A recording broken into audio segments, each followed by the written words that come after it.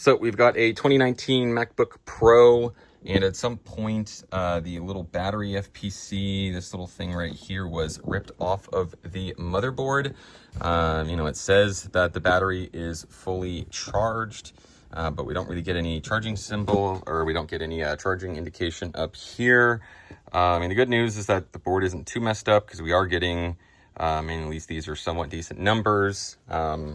At least it stays on. They went to Apple. Apple told them you can use it indefinitely as a desktop, but you got motherboard damage. Oh no, unfixable. Well, I'm here, and I'm going to show you how. And this is pretty much what happens. Once you disconnect it from power, it turns off. We'll get this under the scope, and then I'll show you how to set everything right. All right, so we're going to start out with some flux. There's a possibility we might be able to just reuse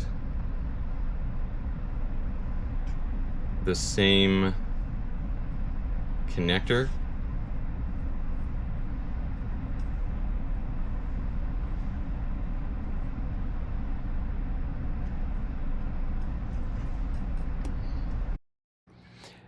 Now this stuff is called solder wick. It allows me to suck up the existing factory solder and replace with leaded solder. Leaded solder is a little bit easier to work with. It's a little bit lower temperature and a little bit more resilient. Like I said, it's just personal preference. According to ZXW, this is our connector. This is ground. These blue ones are NC, just means not connected. They also work like, anchor points, just like these. This is a line. These two are lines. So we're going to check these three. And as long as we get readings on the pin, and then also right about here, we should be good to go. And now we're going to basically just add our solder back, and then hopefully, as you can see, the technique is we just kind of just lightly, almost like using a paintbrush, as it was described to me when I was learning.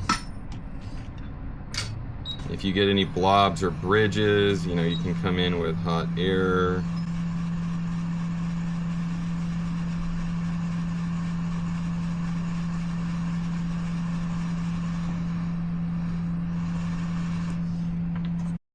Next,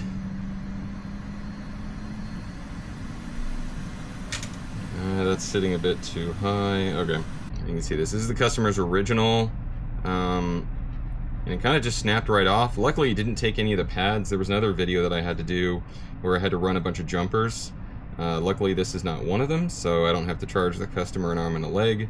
But we're gonna see if we can reuse this same connector, because for whatever reason, I swore I had like 5 or 6 of these lying around, but I don't.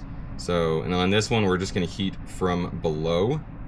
Now, I know you can't tell very well from this angle, but we're just gonna heat from below, especially with a plastic connector.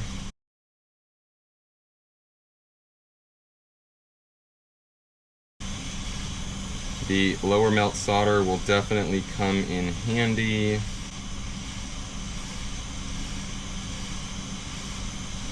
As we don't need to use nearly as much heat. You can kind of see right there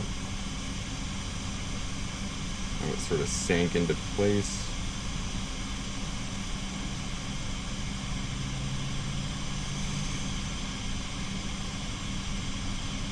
Give it a little nudge.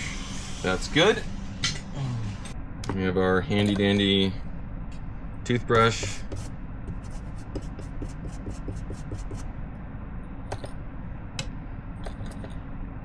We can clean off some of this flux.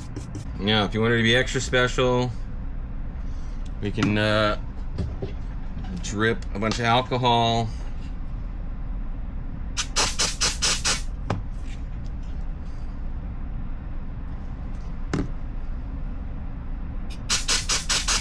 According to ZXW, this is our connector. This is ground. These blue ones are NC, just means not connected. They also work like, anchor points, just like these. This is a line, these two are lines. So we're gonna check these three, and yeah, as long as we get readings on the pin and then also right about here, we should be good to go. So diode mode, we're gonna put red, we're gonna put red on ground, which is a post, but for the sake of the video, I'm just gonna put this off to the side. And then we're gonna test.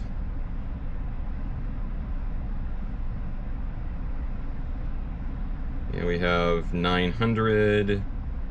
That's also 900. So the second and third from the top. And we're gonna go fourth from the bottom, which is about right here. We have 566. So the other thing you can do is you can also test 1, 2, 3, 4. There we go, we get the same 500 reading. And you can also do the same thing here. I'll show you another way really quick, and then we'll go back and test this. But this is continuity mode, so this just tells us that point A and point B are connected, so that would be this, and we get a beep, so that's good. And we'll do the same thing here, but this one we do not have. So I'm gonna go, and we know the pad is because we get the reading basically about right here, but I'm gonna go and hit my iron there real quick.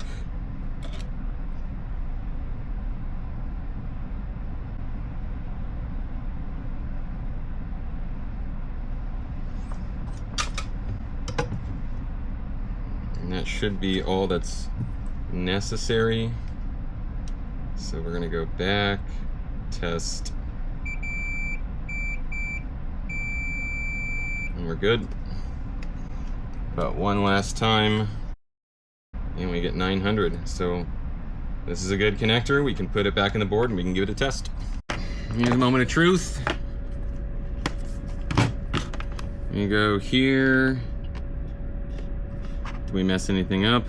20 volts, 800 milliamps, 1000 milliamps, 1300 milliamps. We have an Apple logo. We have our charging current. Fluctuates between, I don't know, amp, 2 amps, something like that, which is way higher than it was before, which is what it's supposed to be.